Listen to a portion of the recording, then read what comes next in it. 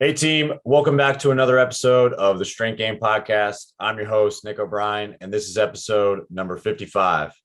The Strength Game is a weekly podcast dedicated to discussing all things physical culture with the coaches, athletes, iron enthusiasts, and experts deeply embedded in the strength game on both sides of the profession, both as coaches and as competitive athletes. I want to thank everyone who has liked, shared, continues to comment on the show and share it. Your support allows us to continue to bring on expert guests and highlight more individuals in the strength game, just like our guests today. Also want to thank our sponsors. Samson Equipment provides first-class weight rooms and has earned an exceptional reputation of providing the finest quality design and customer service. Being a direct manufacturer, the team at Samson brings full customization capabilities in not only branding, but in custom equipment needed to execute your next project. From racks, barbells, and plates to dumbbells, benches, flooring, storage, and more, Samson Equipment is durable and made to order from premium grade materials, all built from scratch, start to finish. Samson Equipment provides professional weight room solutions for all your strength and conditioning needs. See the Samson standard for yourself and learn more at samsonequipment.com. Also want to thank Cerberus Strength. If you're in the market for the highest quality strength and conditioning gear and equipment, be sure to use promo code strength_game at checkout to receive 10% off your next order at cerberusstrength.com. And in this week's episode, I am joined by Coach Jon McNemar. Jon is a sports performance coach at Duke University. He joined the Blue Devils in July of 2021 and works directly with the field hockey, track and field sprints, jumps groups, as well as men's tennis team. McNemar previously worked at Jacksonville University, where in 2015, he worked his way from intern to graduate assistant before being promoted to a full-time assistant coach in 2018. He has also spent part of the 2018 season as an intern with the Florida State University football program. McNemar was an offensive lineman and four-year letter winner on the Fairmont State University football team. He was awarded the Falcon Award, which is given to the strongest and most dedicated offensive/defensive lineman in the weight room. His dedication to training following his football career saw him compete in push-pull competitions, and he continues to train while balancing the rigors of the collegiate coaching schedule.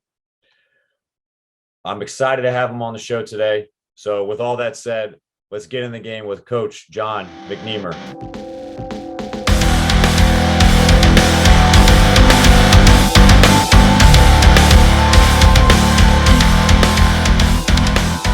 What's going on, everybody? Today, I got a special person on. This doesn't happen very often. I got Coach Jon McNemar on the show, someone that I just took over his former position because he just moved on to Duke University. What's going on today, Coach, man? How we doing? Hey, doing well, man. I'm excited to have you on the show. I know we've got to chat back and forth a bunch with you coming back down to Jacksonville, but now up in Durham in the thick of things in spring. So I'm excited to get you on today, man. Absolutely. Always love a good conversation. Of course. Hey, I want to hop right into it. First big question I got for you, really how you got started, how you got involved in the strength game, what sports you played growing up, what your current training kind of looks like to stay active and still involved yourself. Yeah, man. So it started a long time ago. When I was younger, I'm a pretty big guy. Where I grew up, I wasn't allowed to play a lot of sports just because of my sheer size. I wasn't allowed to play peewee football, wasn't allowed to play soccer, any of that. So most of my development was built around like t-ball and baseball growing up. So I didn't really get into football until middle school. So middle school, I wrestled, played baseball, played football. Got into high school, moved up to a small town in West Virginia, Charlton Heights. So I went to a small high school. I graduated with like 32, I think. So it was brutal. But I've always had a passion for football, right? Just being a bigger guy, loved it. Started getting recruited, started getting, serious into it. But coming from such a small school, like I didn't have much of a strength program at all. Right. So I was getting recruited by all these schools, and it was like, I was 6'6" and I was like 200 pounds, just a string bean of a guy. And you wouldn't see it now. But anyway, so like I went to my first high school combine, and it was embarrassing. Like we did a 225 bench. I had to like jump down to like with the receivers and do the 185 test. That's how weak I was. Just had no idea like the strength program itself. So I ended up going to Fairmont State University up in West Virginia, D2 school. And day one, right? Like we come in, they just can us our jerseys with our numbers on it, like no names, nothing. All right, straight to the weight room. We're in there like power cleaning, bench press, squat max, like 3 days straight in the weight room. And I'm like, what is this stuff, right? Like, I don't know how to clean. I'm bench like 185 for 7 reps. And I was a pretty good squatter, but nothing spectacular. And my strength coach, Jon McNemar, he interned at West Virginia, and then took the position at Fairmont. And he was just like meathead as it is, right? Like just in there getting to work every day. And I fell in love with the weight room. Like I was a pretty good football player, but the weight room was like where I really excelled and loved it. Like my freshman year of college, I was 260. By like my sophomore year, I got to 320, and I was just a stack house, and loved the weight room. But I went to school for exercise science. I fell in love with that. That was my big passion. Wanted to end up going and being a physical therapist. First scrimmage of my senior year, I tore my knee, ACL, MCL, awful. So my plan was to go into the Army as an officer, and they were going to pay for my PT school. Didn't have my parents always took care of me, but I didn't really have the funds to go and spend 2.5, 3 years in medical school. So I ended up working the oil fields for a couple of years, got engaged, decided that I want to be with my wife. She was down in Jacksonville, just up and left the oil fields after 2 years. Literally, like I was, the bridge going like down towards Merrill. Yeah. Literally like driving out the bridge down the other side to get the south side. And I saw a sign, Jacksonville University. Okay. So I literally like went home, got on my phone, looked it up. I was like, oh, they got a football program. They have lacrosse. They have all these sports. It was like, okay. So I reached out to Coach Andrew Bates, who was the director at the time, just to like see like, hey, I want to stop in. I want to see how I can get into the field. And, he emailed me back, said he had come in at this time, this day, literally walked in there, sat down in his office, literally like shook the guy's hand, and he started like mother effing me because I had no idea. I didn't know like internship, GA, like full-time position. I didn't know the certifications, didn't know anything behind it. I just knew that I loved to lift weights. And that was a passion of mine in college. So it was like, all right. And then from there, I never left. I interned there for a year. Was a GA. They ended up creating a position. I was the very first GA there. Got my master's in kinesiology from there. Left. I grew up loving Florida State, so I went and interned there for a semester, a summer. Came back to JU. They created a full-time position for me. Was there from 18 to just this past July, and now I'm here. So been at Duke for 7 months. Absolutely loving it. That's awesome, man. That's a cool story to kind of see. It like love the weight room, kind of found it. I mean, you got thrown into the fire both in the coaching realm with Bates, and you got thrown to the wolves again too, like when you got to college, starting like football career. It's a pretty interesting way everybody kind of gets involved with it, and it's awesome to kind of see how it, especially like being in the same area that you were for such a long time, like to see how it evolved. Haven't really got to meet Bates all. I know he's got the new job, but I've heard a lot of war stories from him. So it's cool to kind of see some other people that interacted with him as well. Yeah, man. It's one thing about him is he brought the intensity day in, day out. And if you didn't match that energy, man, like, he was calling you out for it. Like whether you're a player, whether I was on the floor helping him coach, whatever, like you had to bring the intensity.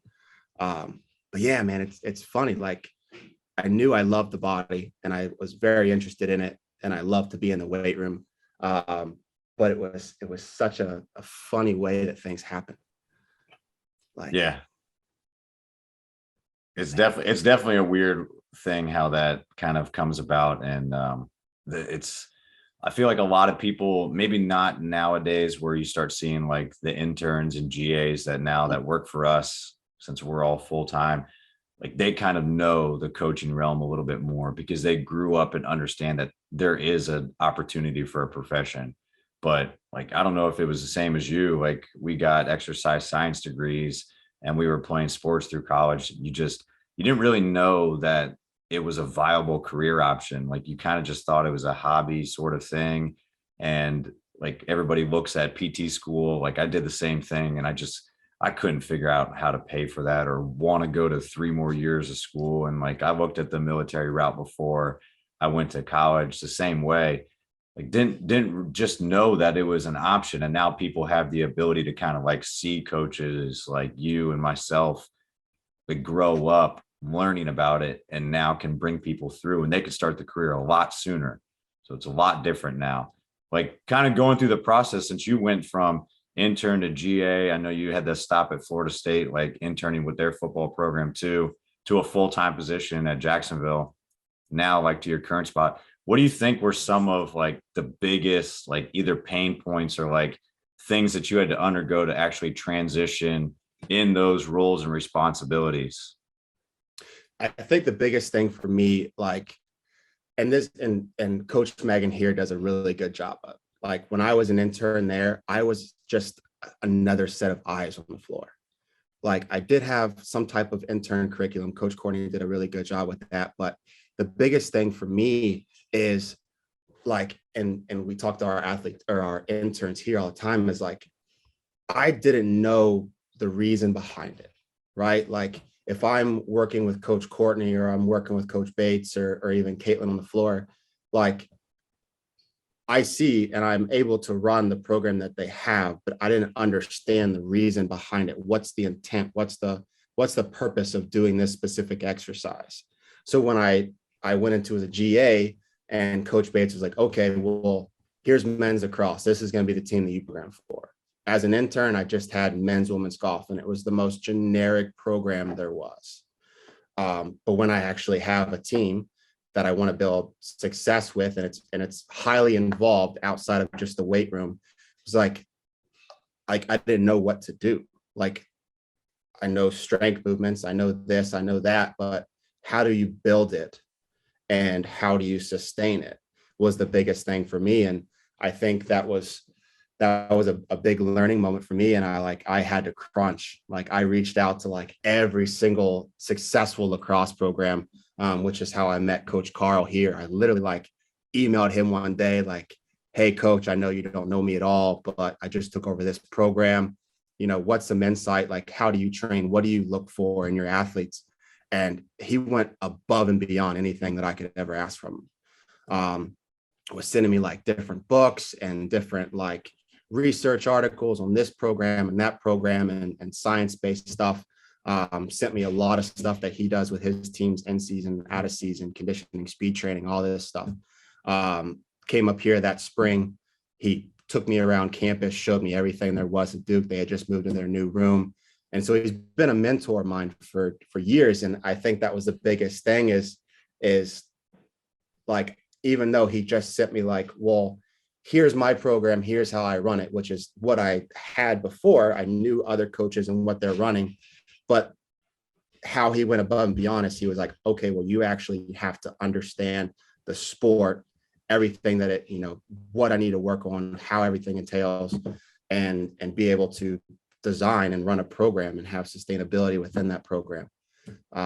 That's the biggest thing for me, is like the educational piece. Like, you have to have an understanding of, like, I'm not just going to have my athletes come and do a back squat because it develops this, or do an RDL because it develops this, or bench press because it does this, right? Like, I need to understand what I'm trying to achieve within this. I like that. That's it's definitely a big thing.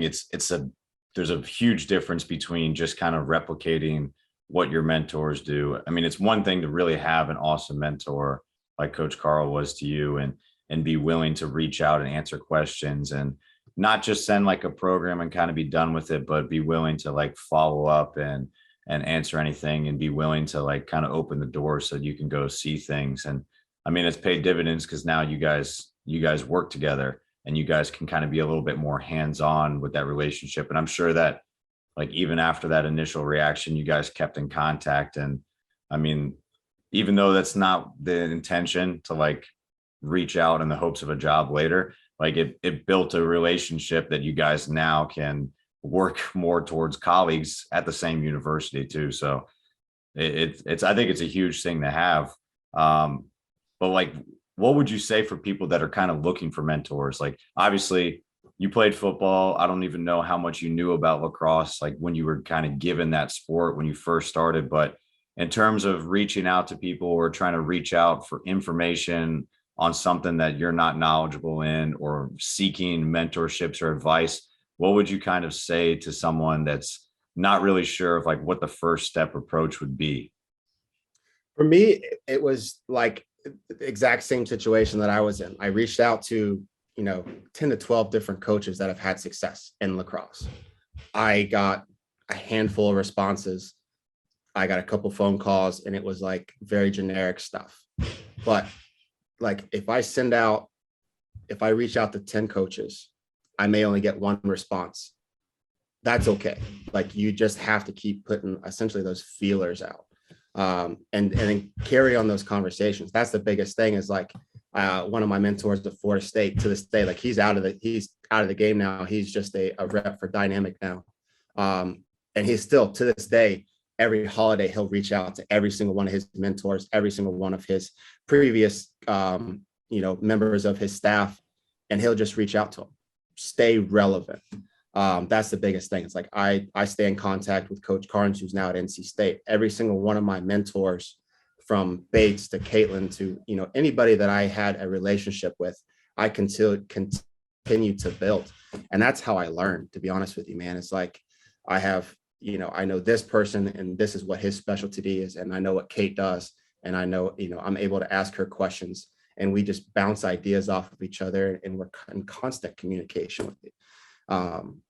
And same thing here. It's like, say like when I was an intern at JU years ago, there's doctors that you can pick their brains. There's physical therapists. There's a handful of athletic trainers. Like you have no idea. Throughout my development, I learned more from Doug, the head athletic trainer at JU, than I've learned from a lot of my coaches, to be honest with you, because he has a different perspective.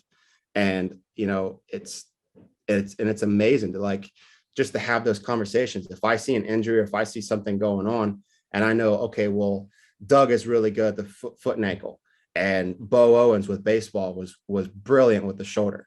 If I have issues there, why am I not going to pick their brains? Like, doesn't mean like if I'm an intern, like I only have to reach out to other strength coaches. Like you have a whole network around you. Why are you not using those resources? And that's one of the biggest reasons why I took this job here is I have 7 full-time staff members here. Any chance I get, I'm over picking Coach Feely at football's brain. I have Coach Will, director of men's basketball, and Justin Roach, who's at women's basketball. They all have what they're known for. They're all brilliant minds in their own way.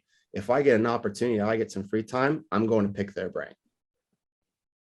Use the resources around you first. And if you still have a question or you're trying to build relationships outside of that, go build your network. Reach out to a random coach. If you're coaching lacrosse or if you're coaching women's soccer, it doesn't matter. Go reach out to the coaches in your field. If you're going to travel with women's soccer this week, reach out to that strength coach and say, hey, are you going to be at the game? Or are you going to be around? Right? Like that's how I built my relationship. So, I mean, that's my output, right? No, that's great advice. I completely agree with that. That's one of my favorite things to do. It's why I like doing the show as well, just to like be able to reach out and talk to people and kind of have more of an in-depth conversation. But I mean, that's the same thing you said, like even on an intern level, like when you take it back a bunch of years, you don't have to just reach out to just interns. You don't have to just reach out to people like within your small network or school. I mean, that's probably the place you should start. because that's what your immediate goal is to do. Like if you're assigned these two sports and you need to learn everything you need to know about golf, all right, then you need to probably reach out to people that are closely involved in golf. And then you start in your inner circle by the people you're surrounded with that understand that sport or understand like how the movements are. And then you start to expand from there. But I mean, like you said, there's so many resources at these universities and in these areas everywhere that it's a disservice to not try to reach out to these people and develop some sort of relationship, because I think most people just don't think that either there's viable information to be sought out from them, or they just think that it's a waste of time. But I mean, you're right. I think if Doug wasn't at JU, that place would crumble. And I mean, I've learned so much just from talking to people that are in different professions too, like athletic trainers, like Dr. Mann that works like the sports psychology side of things, and like the mental awareness. There's so many resources at your fingertips. And yeah, like we talked about a little bit off camera, once you get to a bigger school that has more resources and has more funding for different pieces of the department, it starts to open it up. So I know we kind of talked about it, but for everybody else listening, like you talked about the adjustment going from a smaller Division I school to like a Power 5 school, where I mean, most people that are a smaller division school or a smaller D1 or NAI school, you're kind of, as a strength coach, wearing a lot of hats. You're in charge of nutrition advice, like whatever, facilities. I mean, JU, laundry, equipment, just ridiculous amounts of stuff. But now you have like more resources and more people that are kind of on the support staff team. So what's kind of been like the big adjustment for you, and have there been any drawbacks, or like what's the real benefit that you see being in charge of pretty much just performance now? Yeah, like we talked about off camera, it was a huge adjustment, and it took me a little bit to learn, because when I was at JU, and I mentioned this, is that's how I've always learned. Like if I have an issue going on with an athlete, or God forbid an injury happens, like I wanted to be as big a part of that rehab process as I could, not only to help with that process anyway, but also to learn how this happened, whether they have some deficiency or imbalance or whatever else is going on within the system. How can I prevent this? That's been a biggest part of my learning process. So when I came here, I expected to kind of have that same role. Like I loved being a part of that. And it was like, I stepped on a couple of toes when I got here, because I was like, oh no, like John, you gotta, slow your roll, like stay in your own. Like it was, it was a huge adjustment, but I think it's nice for me, because then it teaches me how to, not that I was ever like not a team player, but like to rely on my colleagues here, to continue to build those relationships. I'm the new guy coming in, trying to learn new coaches, new athletes, new support staff in any way, and bouncing off the ideas with like my athletic training. Like, okay, well, this is the way that I want to do it. What are your thoughts here? And it's been great for me in that sense, because I came from JU, where I worked with men's, women's soccer, and men's lacrosse. And here I took over field hockey, men's tennis, and sprinters jumpers, 3 sports that I've never worked with. And I love a challenge. And I think that's what the biggest part of me was drawn here, is because I wanted that new challenge. Like if I'm ever feel like bored or stagnant in what I'm doing, I'm no longer learning. I'm no longer getting my better, so that I can give my best to my athletes. So like, long story short, having that relationship with my athletic trainer and being able to bounce ideas off of each other, even if it's just like every block, I would go up to my athletic trainer for women's field hockey and be like, what are your thoughts? What do you think we need to work on more? What are you seeing? Athletes are up there every day getting rehab or some type of feel good stuff. Like, what are the athletes saying? What can I adjust? How can I be better for my team?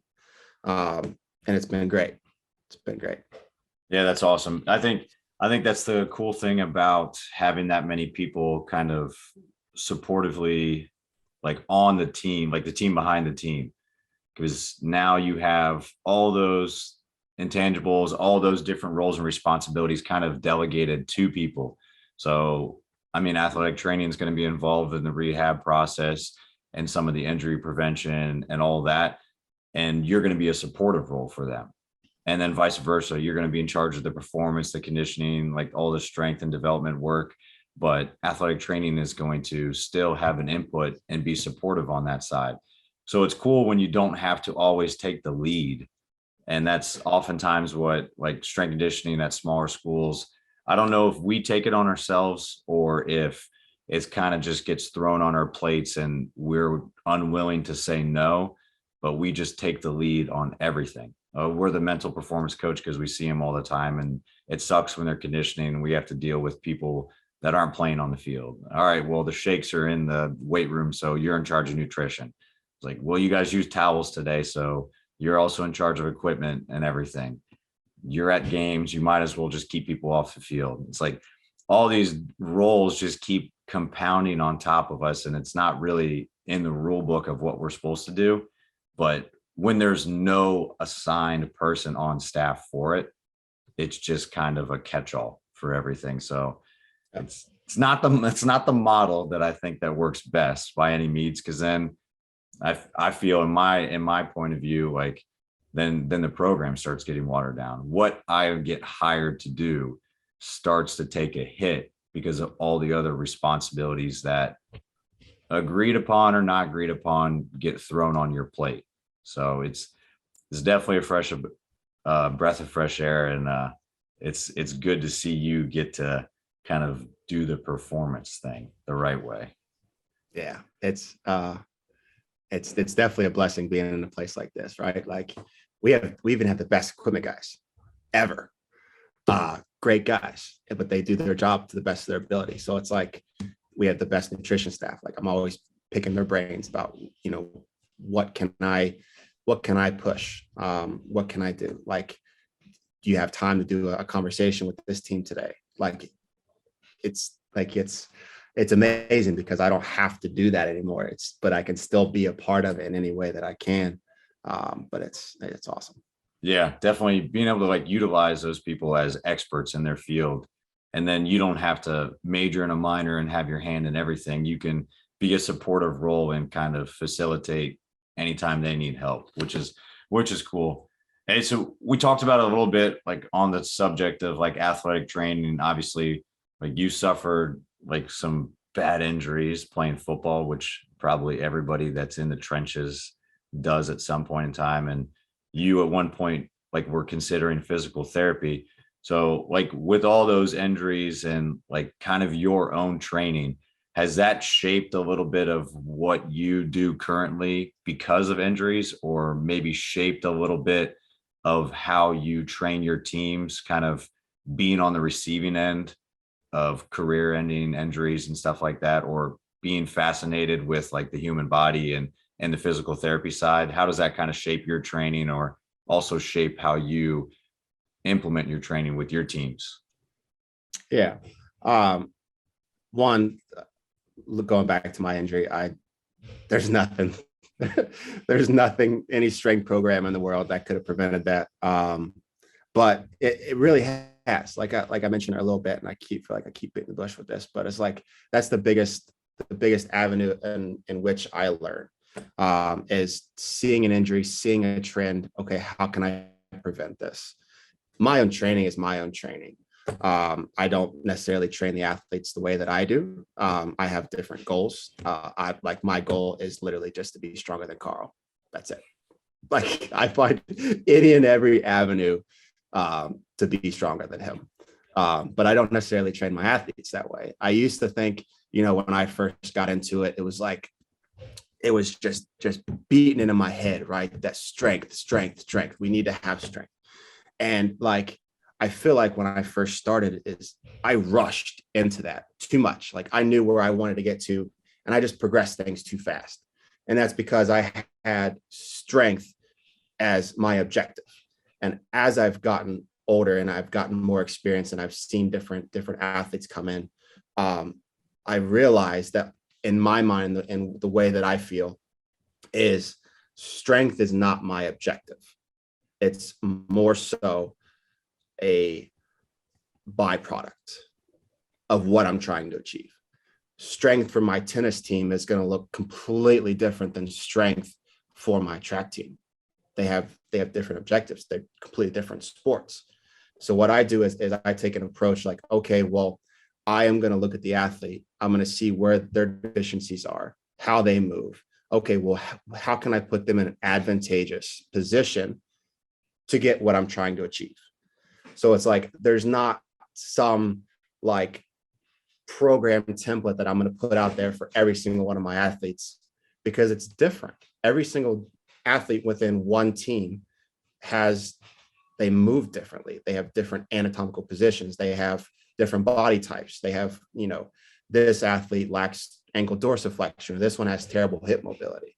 So I'm going to put them in positions, whether I have to get them under a slant board, or if they're more advantageous in a front squat position, they're versus a back squat. Maybe I'll put them in a goblet or a zombie squat or something like that. I'm still achieving what I'm trying to get done, but it's more advantageous for me. If I come in and program and just back squats across the board for my athletes, I have athletes that can squat full range of motion, and I have athletes that can barely sit their hips back. What am I doing? It's not advantageous for them. They're not working through a full range of motion and what we see in their sport. So I'm not doing anything to build strength, and I'm not doing anything to prevent injuries. And those are my two goals, right? So that's the biggest thing for me is like, I've slowed things down a lot. I make sure that we're concentrating on technique.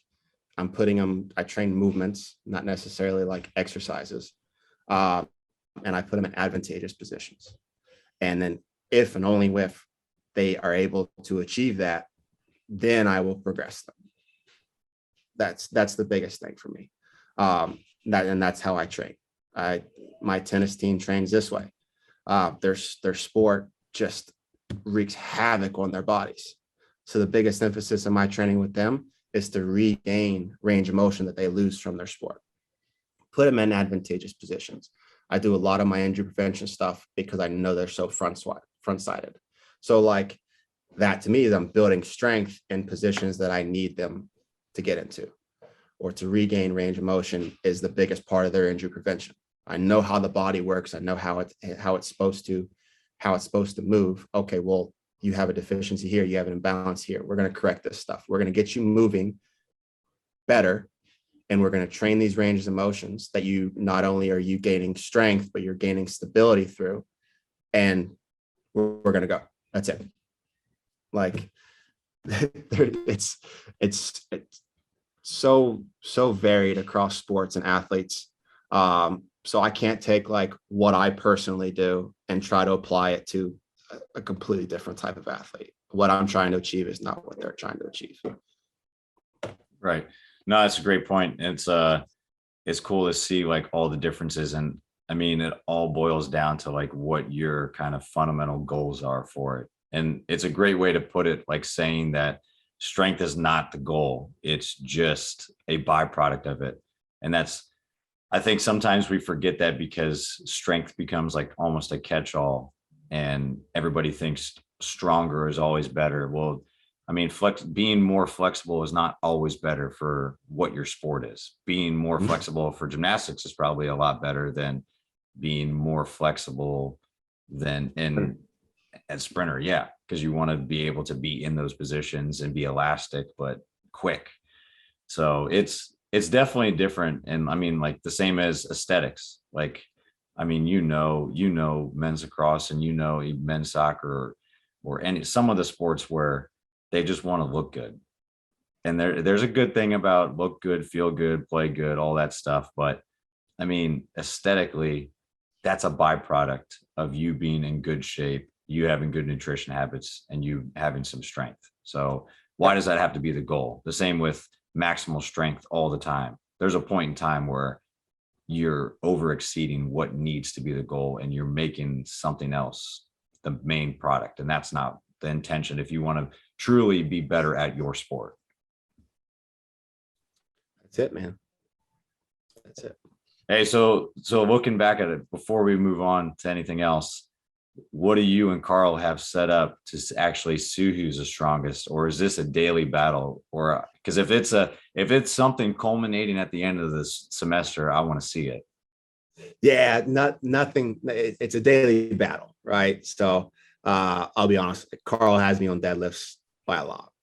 So that's been a big emphasis in my training lately, is like, all right, well, I'm writing like programs that are specifically designed around increasing my deadlift, whatever it takes, the emphasis at this point in time. But it's been great, right? So it's like Carl will walk up and I'll have a question, or, I want to do this. Okay, well, we sit down and we're coming up with these crazy programs. Just because we have this like getting after each other kind of thing every single day. And it's great because it's like I'm getting out of my comfort zone and I'm trying new things that are out there, like completely getting off subject. We've really gotten into like wave loading. Right now we're doing this research article just came out about accentuated eccentric loading. So now I'm literally like testing out these theories on my own bench program, whether I want to have like an emphasis on strength or power and like velocity based training. Like I'm literally writing these templates out that we could potentially use in the future for athletes based on like what kind of loading patterns that we want to look at. Is this more advantageous to work at like 60% bar weight and 40% like weight release or weight, like playing around with different loading patterns. And day two, I'm bringing out the Tendo units and I'm measuring velocity at different loading patterns to see which is more advantageous. Do I want to work on power development today? Do I want to work on, more speed strength, more rate of force development? Like what's the goal that I'm trying to achieve? And it's been fun. Like, and it just stems from like a little comment like, oh, I see you're just doing stretching today. When's the next time you're going to squat? Like he got me yesterday. I'm dealing with this little hip injury going on. So I'm just doing like more functional type training, a lot of core, a lot of glute work. And like, he's like, oh, you're just stretching today. That's cool. Like these little jabs at me, and it just gets me fired up, man. That's awesome. It's awesome to have someone like that to kind of keep you in check. Because I feel like a lot of times we know it, like working at different levels or different times of the season, like if you're not training for something, at least me personally, like you're just kind of going through the motions. Like it's easy to talk yourself out of doing a training session when you've already been at work since like 5 a.m. And then you're staying till like 7 p.m., whatever it is that day. But if you've got someone kind of checking you and challenging you, keeping you honest, or you have a goal in mind to actually train for, it makes it a lot more fun to really like plan your schedule out, set aside some time and test stuff on yourself, get after your own training rather than just kind of, just kind of do the fluff stuff and maybe roll out and be like, I could mess on my phone or do some programming, but actually set some time aside and challenge yourself a little bit. That's definitely a better approach. And that's a cool thing to have with like going back and forth with you. But I want to see, you guys need like a push-pull thing then going on at least. I'm sure we'll get something in the works here soon. But yeah, man, it's a running joke here. Like all my athletes, all my coaching staff, everyone, they like my nickname is Big John. And I make a joke all the time, like, yeah, my name is Big John, not Cardio John. Like, like if I'm not the strongest person at the room at any point in time, I'm not doing my job. There you go. I like it. And so we talked a little bit too, like you said, not every program is going to be the same. Obviously, working with 3 different teams, 3 new teams too, then like sports that you haven't familiarized yourself with until you actually got to Duke. Like, is there anything across the board, regardless of sport, that you've seen at any of the places you've been that really kind of define a successful athlete or like a successful team that is kind of impervious to anything like regardless of sport, or regardless of athlete, regardless of sex or anything, like that really is something that sticks out from team to team, year to year, player to player? Man, honestly, like outside of physical development itself, I think that what I really take pride in, and where I've seen the most success out of my athletes, specifically here, is confidence. That's the biggest thing. Is like, I'll be honest, like when I took over field hockey,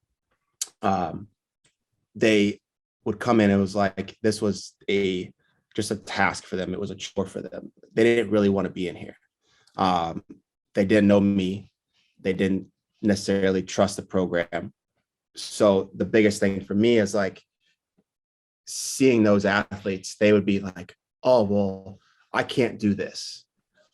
I can't do that." Right? Like building their confidence up. I've had the most success, and it's carried over into their sport. Like it is wild to see that, I've had a really amazing spring with them so far. And not that anytime in the fall, I've never seen them give up. So they've had confidence on the field. They've put 110% into everything they do. But their confidence in here has elevated that to a whole new level on their field. And it's just by showing them, like, ladies, you're more athletic than what you think. You're stronger than what you think. You're capable of doing this. And seeing how we progress, we test a lot of things in here, and them seeing like, oh, well, as I get stronger, I'm jumping higher. As I get stronger, as I do this and I'm able to do this, I'm getting faster. Like that confidence that they are able to achieve these things inside the weight room is carrying over to their sport. I think the biggest thing is like, if my job is in here just to break down athletes and to degrade them in any way, whether it's meant to or not, then it's going to negatively affect everything else they do. But I'm telling you, man, like I wish I could like explain it better, but just them having confidence in here, they're squatting better, they're jumping higher, they're running faster, they're able to put their bodies in positions that they've never felt comfortable with. They're accelerating and re-accelerating out of positions and ranges of motion. That's incredible to see. Like those little things are carrying over to their sport, and it's the confidence is just carrying over, and it's amazing to watch. Yeah. So to answer your question, like outside of just physical development, that's what it's like for me, man. That's awesome. That's definitely a cool thing to see. And it probably does take a little bit of time, like, because the trust level between like a new staff member coming in and someone in a leadership role where you have a new field hockey player coming in, and that's 4 years of their career, like based off whether they like the weight room, they like you, they don't like you, they don't like training.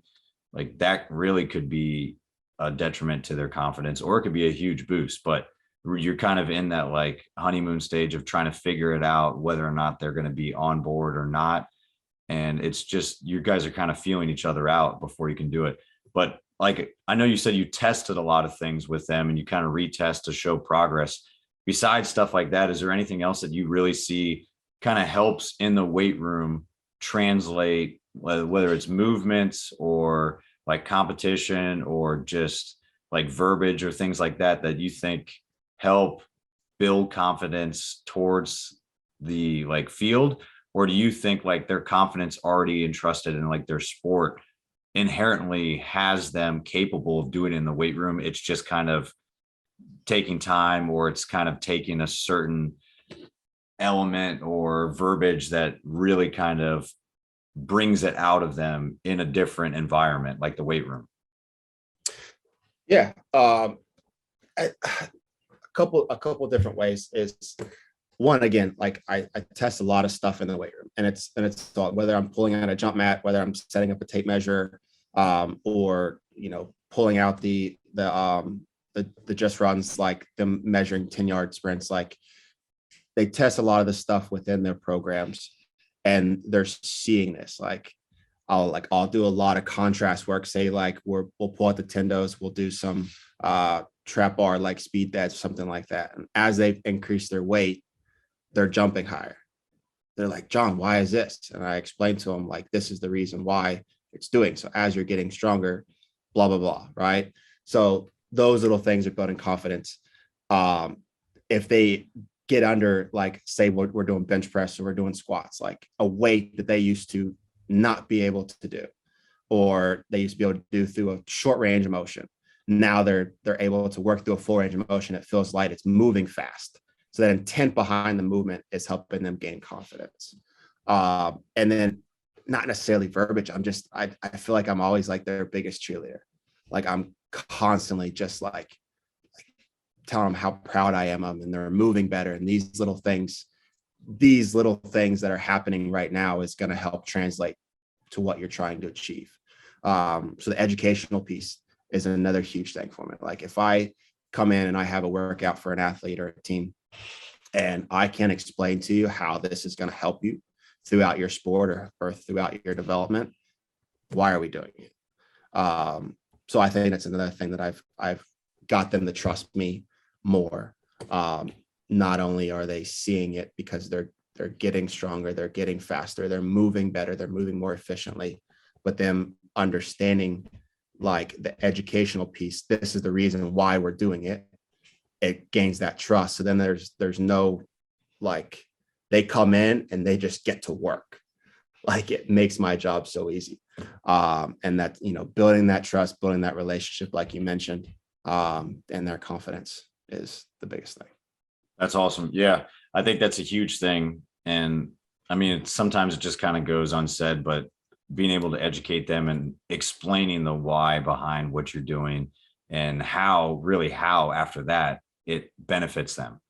And I think that's a big thing. And like you said, being their biggest cheerleader, like acknowledging like progress within them, because and it's an ongoing battle, because like we said, you don't want strength to be the end all be all and that what we're always focused on, because then you get athletes that are like fixated on a test number, or they went down.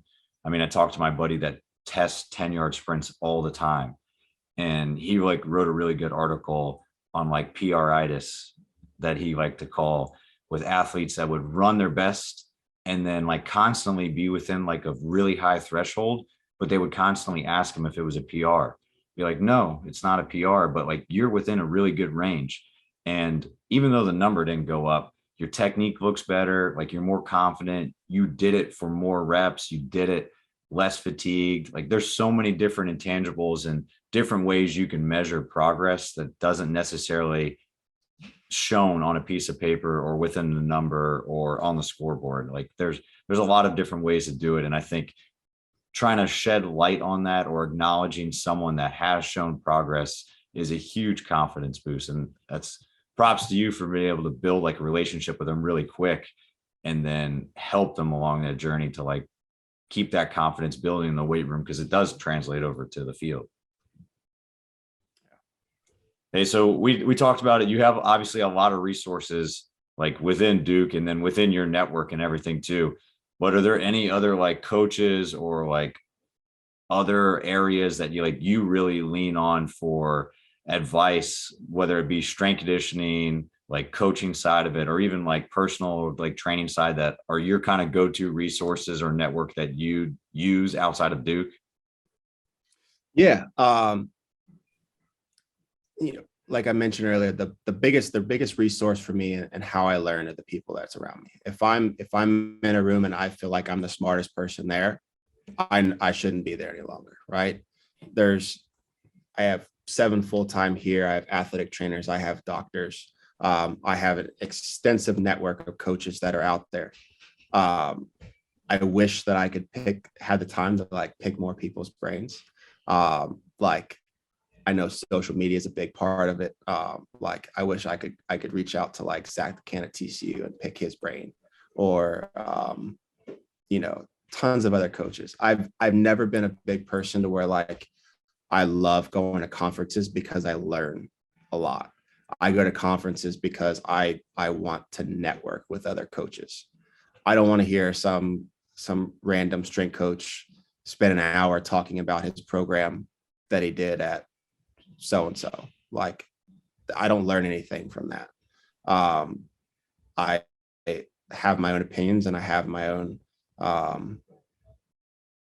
my confidence in what I know. But I don't really have an opinion, like, per se, like, you're wrong.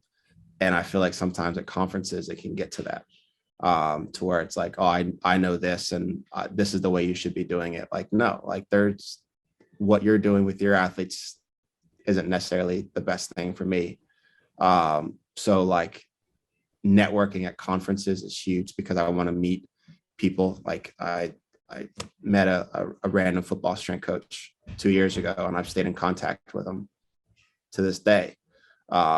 I wish I could pick more people's brains one-on-one versus just listening to like a podcast or something like that. But to be honest with you, man, like, I don't really have the time. I don't read a lot of books, just to be honest with you. Like, outside of like my first couple of years of development, reading like random books, like I don't learn a lot from that. I'm a very visual person. I love having candid conversations. If I have a question, I'll reach out to multiple people and having these open discussions. I love reading research articles. I love testing theories.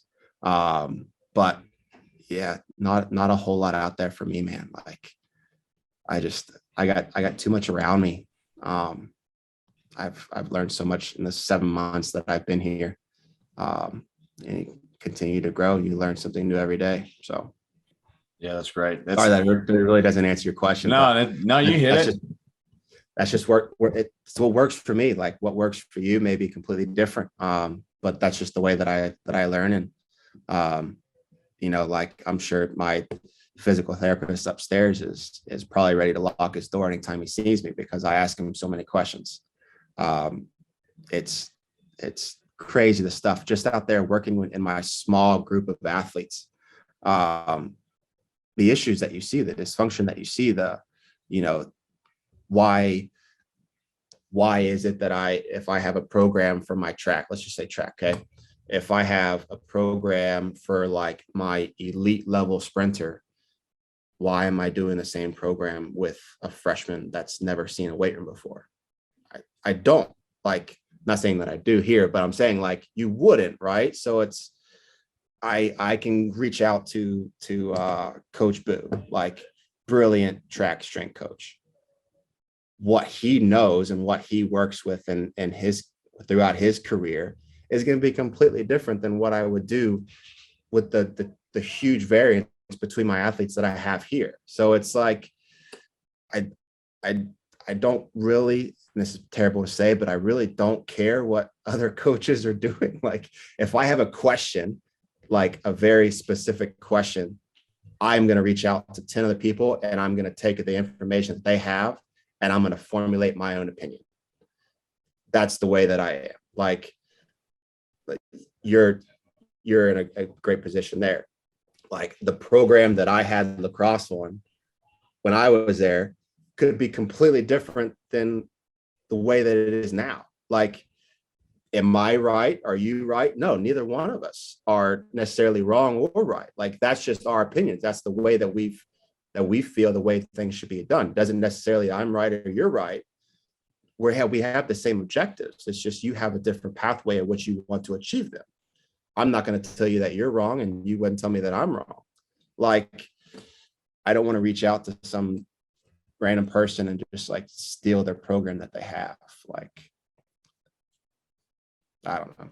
No, that was a good response. Don't get yourself down. Everybody learns different. Everybody has a different approach for the resource. And obviously, like you said a bunch of times, you have a ton of resources, like just a few offices away.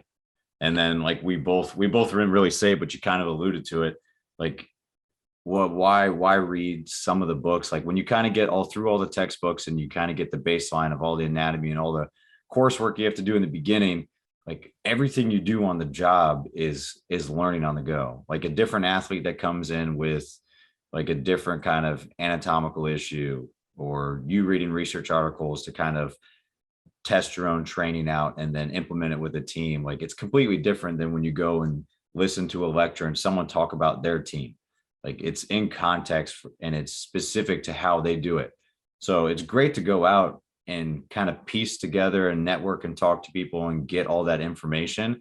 But if you just try to wholesale copy the best thing from one, the best thing from another, or even just the whole thing from one team, you're doing a disservice to your athletes because it doesn't necessarily just translate. It's same with you and me. Like, obviously, like we worked with like two of the teams, like I have similar to who you had in the past. And I mean, even just like if you came back and ran your program again, it'd be completely different because they're in a different place. It's different teams. Like there's a different philosophy. And like you said, it's not that one of us is right or one of us is wrong about anything. It's just, it's different for what is needed at that certain time. And I wouldn't run your program the same way as you, even if it was the same exact movement, same exact rep scheme. If everything was the same, except it was me in charge of your program, it would be a completely different setup because we both believe in different things. We both run it a different way. We both have different like goals for it. But I mean, the objectives are the same for how you're going to train a team. It's just, like you said, how you actually approach that is going to be completely different based off your opinions that you create from all the different research, all the networking, all your conversations, all your training kind of combined. And that's why it's awesome to like still keep educating yourself and training and refining it until it gets to at that moment perfect. And then you throw it away and you fix it again and do a new perfect one for the next week. Yeah. I mean, you said it yourself is like, so if I could go back to 2015 when I started in this field, the program that I had at that point in time looks completely different than the way that I run it now. My principles have always remained the same, but like how I achieve that is completely different. And it's crazy. Like, so I can't do it. Like, yeah, man, I try to learn from as many people as I can. But it can't be through your typical like avenues. Right. I don't learn that way. I don't. But yeah, there are people out there, man, that I wish I could pick their brains. I wish I had like just a week straight where I could just go and shadow and like pick their brains about any and every little thing. Like Thomas Linsky used to be the head strength coach for the Jaguars. I went over one time when I was an intern and had like, I think it was like 3 or 4 questions for him because his time was so valuable. And I'd ask him just a generalized question, right? And behind him, sitting at his desk, he just had like stacks of books behind him. And I'd ask him a generalized question. And he'd be like, well, this coach says this. You can read it in chapter 12, page 247. Just like you could literally just watch his brain just working. Well, but also, if you think about it, this coach says something completely different. And it was at that moment, but he was like, this is the way that I interpret it. So it's amazing, a guy that has that much knowledge and has had so much success in his career. But even then, like he's learned from so many people and they have completely different opinions, like on opposite side of the spectrum. So like at that moment, it was a realization for me. Is like, why would I run a program that this guy is running? It's completely different school, completely different team, different athletes. Yeah, they're still strength athlete. They need to be able to do this. Like, I get that. But just because that program works there doesn't mean it's going to work here. Like, I'm not going to run something that Coach Boo does because he had so much success at LSU. Different breed of athlete, right? So but I can take concepts from him. I can have a specific question, like, what are you trying to achieve here? That's why I have so many conversations. Like, my time is very valuable. I work with 3 teams. I'm working 12-hour days, but there's not a single day goes by that I'm not in conversation with my sprints coach. I meet with him in his office once a week, and we're constantly on the phone together because I need to know what he's trying to achieve out in the track. Same thing as my jumpers coach. I want to know what she's trying to achieve. What are you doing throughout how's your week laid out? How can I complement that in the weight room? If I took someone else's program because this is what they said should be done at this point in time, it doesn't match up with what they're trying to achieve, catastrophe strikes, right? It's crazy the amount of conversations that you have to have within your own network. Like just yesterday, I had a conversation with my men's tennis coach because of the surface that they're playing on. My indoor surface is completely a different surface than what's outside. Outside is a little bit grippier. It's like almost like a sand texture. Inside, my guys can slide side to side. They go play on a slicker or a grippier surface, ankles gone. So I will have a conversation with my coach like, okay, well, you're traveling to Illinois this week. What's their surface look like? Oh, it's a little bit grippier than what we've been playing on because of the weather here. We're playing inside a lot more. So this week in the weight room, I'm doing a lot more foot and ankle stuff. I'm going to make sure that they are prepared to be able to withstand that new stress that's being applied on their body. Like, you can do what you run out at such and such, but I'm going to work within my own network because this is what's going to work for me. And this is how I learn. And this is how I can benefit my teams, my athletes. Yeah. Sorry, I'm getting a little heated over here, but yeah. No. Hey, you got full reign. I like what you said though. I mean, it really is about interpreting it and coming and formalizing your own opinion about stuff. And I mean, I would take it back to the same thing we talked about, athletes with confidence. I think coaches ourselves have a lot more confidence when we're running our program. Mm-hmm. I can't imagine that another coach can really have true confidence in their program if they're just like stealing what last year's national championship team did. Be like, just word for word, like set for rep, just everything is exactly the same. I can't imagine someone would feel truly confident in that versus getting all the research together, testing things, formulating ideas, and then putting and piecing together what you think is the best thing for your program. I would argue that builds a lot more confidence in your athletes and in your coaching ability when you create the program yourself and put it together rather than just taking someone else's. Yeah, man, sure.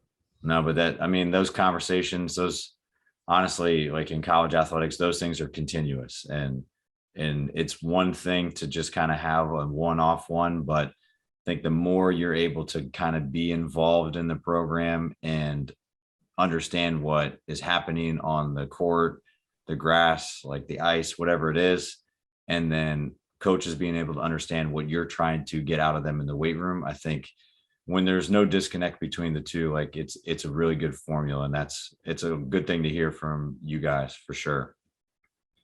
Okay, so like any good training session, we end the show with a good finisher. So I got 4 quarters, 4 questions, and Big John cardio overtime with 1 question. So you can go rapid fire, or you could take your time on any of them, but you ready to go? Yeah. Stop. All right. First one I got for you. Biggest influence in the strength conditioning field and favorite athlete growing up? Biggest influence. She's going to get a big head for this, but Caitlin Aries. Yeah. She put me in my place so many times when she first got there. I thought I was a big dog around there, and I've learned so much from her, and what I thought I knew, how I work through things. I've learned so much from her, but don't tell her I said this. Don't let her see this podcast. Favorite athlete growing up. Dang. I got it. Hey, man, this is tough. I got to go Peyton Manning. I grew up, for some reason, no idea. I lived in Panama City, Florida, but I grew up a Broncos fan. Yeah, all the way through my childhood. Loved Peyton Manning. loved John away through the years. Yeah. So when he went to the Denver, yeah, loved All it. right. Interesting. Yeah, it's weird, man. Like I said, grew up in Panama City, Florida, Broncos fan all the way through my years. And then when he finished out, so something about it, just loved it. Weird. I've seen weirder things, but I'll make sure I keep this one on the download for Caitlin. Hey, so when obviously like between your 12-hour days, getting used to everything over at Durham, what can you be found doing when you're not coaching or training? What are some of your hobbies outside of the weight room? Man, honestly, there's not a whole lot going on right now. I work. My wife and kids are still down in Jax. So anytime I'm not at work, I'm on the phone with them. Not a whole lot. I'm trying to venture out a little bit more. I do love beer. So I do check out some just a couple like different breweries. I love going to try new places to eat. So outside of anytime I can get home, anytime I can call my family. Yeah, not much going on, man. Hey, just scouting the area until they move up there finally. That's it. Yeah. There's a lot of cool places. It's a completely different atmosphere than Jax is.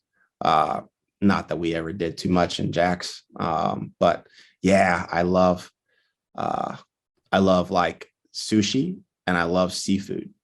So like that was the first thing when I got here, man. I was like, I gotta find a good seafood restaurant. Gotta find a good place for sushi. Yeah, and a couple of different microbreweries up here, but man, outside family and work, that's about it. There you go. Hey, so I know you talked about it before you really found the coaching profession, but now you're kind of deeply involved in it. Given it any thought, if you weren't coaching, what do you think you would be doing as a career? Oh man. Now, so yeah. In this field, I don't see myself working till I'm like 60, 70, like it's not like I'm gonna retire at this kind of job. So I would say if I could do anything else and I'd make my wife support me, I'd be like a sport coach for my kids, like coach little league. I don't know. Yeah, that'd be it. Stay at home dad, I guess. Build a garage weight room and train my kids. Oh yeah. It's not a bad approach. I'd take that one. No, my wife may hate me for saying that. That would be it, man. Stay at home dad. Just develop my kids. All right. Hey, so setting up an ideal training day for you to beat Carl, what is your go-to training music or PR song? And you might have alluded to it already, but what's the best post-training meal for you? Oh man. So I'm a little spoiled here. I'll answer that one first. Very spoiled here. We have our Gatorade station within the weight room. So like within like 5 minutes, like I literally sit down and cool off and I'm at the smoothie bar. I'm making vanilla protein, orange juice, pineapple, strawberry, smoothie. That's it. Every single day. Exact same recipe every single day. It's my little go-to. Chipotle. If I have to run, like leaving Chipotle right down the road, love it. Big influence on me taking the job here is I had to have a Chipotle within 5 miles. But my favorite music go-to, I really like a lot of punk rock, a little bit of rap here and there. But my PR song that really like hits it home to me is Falling in Reverse, Popular Monster. I've had on the playlist for probably close to 2 years now, and it still gets me every time. All right. Hey, so last one for overtime. If you could describe strength and conditioning in one word and like what it means to you, what would that word be? That's a good one. Strength and conditioning.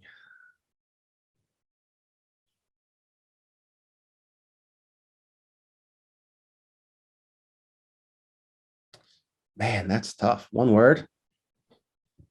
I mean, What a normal. you can What take a a normal lifeline. answer. Is it? I don't know. What you could take it any approach you want. So, like, what strength conditioning, just in general, if you were going to go tell someone you're a strength conditioning coach, how would you describe it in one word? Or what does coaching mean to you in one word? If I have this conversation all the time, is you got to love it. You have to love what you do. You have to be passionate. Like, you don't get in this field to make a ton of money and to have a lot of free time and, to be like the hero of the story. Like, that's just not going to happen. We do a lot of like behind the scenes work.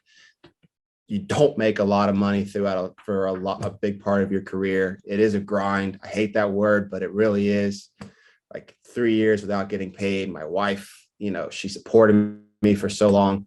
Like, but you have to be passionate about what you do. Like, if I come to work and I'm just on the floor with a team training and I'm just like standing there like this, like just let my athletes go through the motions and then send them out the door, I'd be miserable, man. Like, I say this all the time. I do not consider what I do a job. I work 12 hours a day and I leave home and I leave work and I am happy with what I did today. I know it sucks at times, like constant meetings and programming. I hate programming. I overcomplicate everything, but I love what I do. I love training athletes. I have the biggest smile on my face underneath my mask, of course, every time I see my athletes walk through that door, every time I go to practice. Like, I love what I do. So you have to be passionate about it. If you're in it for the money or for, the glory, you're in the wrong profession, man. And that's what it's got to be. You got to wake up, you got to come to work ready to go and happy. That's it. I love it. That's great, man. That's the big thing that you kind of hear from everybody. I mean, if you're going into it for the money or anything else, you're going to be sorely disappointed very quickly. But yeah. Hey, I can't thank you enough for coming on today, man. For anybody that wants to follow up with questions for you, obviously reach out, be a resource to you, or kind of pick your brain about how you've gone through different programs and different parts in your career. How can people get a hold of you or follow you? Yeah. And I'll just say it out. Like, I am an open book. I love conversations. I love questions. I love anything and everything sports performance. You can actually go on to the Go Duke website. You can find my email on there. If you want in the tag, you can put my cell phone number in there if you want to. It's 919-519-6063. Feel free to call, text, email, whatever is easiest for you. Like I said, I'm an open book, so love conversations, and more than happy to be a resource to anybody out there. Awesome, man. Well, yeah, you've been a great resource. Obviously, this is pretty unique. Like we said, there's not many times. I don't know how many people in the profession have really got to talk to the person that they're replacing.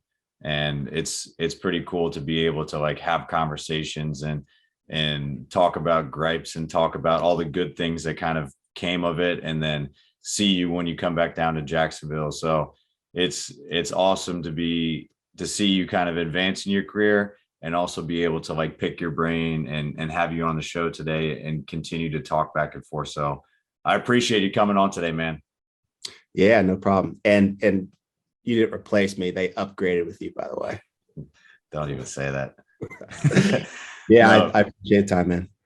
Awesome. Appreciate it, man. Absolutely. See ya. That's it for this episode of The Strength Game. Thank you again to this week's guest and to our sponsors. Be sure to connect and keep up with our guests at the links in the description below. Remember to subscribe to us on Apple and Google Podcasts, Spotify, or your favorite podcast provider to stay up to date on all future episodes. Also, check us out on YouTube and CoachO'Brien.com, where you can find all the video versions of these episodes, as well as show notes, episode schedule, and much more. Comments, ratings, and reviews are always welcome and appreciated. Thanks again for tuning in, and be sure to join us next week for another great episode of The Strength Game.